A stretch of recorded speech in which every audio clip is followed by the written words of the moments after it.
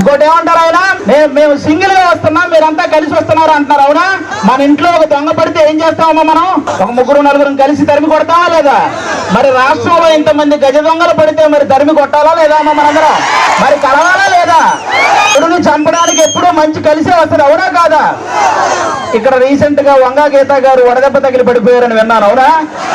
కానీ 5 సంవత్సరాల నుంచి మనకి ఎన్ని దెబ్బలు తగిలినాయమ్మా? వడదెబ్బల కంటే పెద్ద దెబ్బలు తగిలినాయి. మీరు ఆలోచించాలి, ఈ రాబోయే 10 రోజుల్లో 151 మందికి ఎక్కడొకక్కడ వడదెబ్బ తగిలి పడిపోతూనే ఉంటారు. ఆ డ్రామాలు నమ్మకండి, ఎందుకంటే ఆ డ్రామాలకు మా శ్రీదేవి డ్రామా కంపెనీలో కూడా ఇన్ని డ్రామాలు చూడాలి.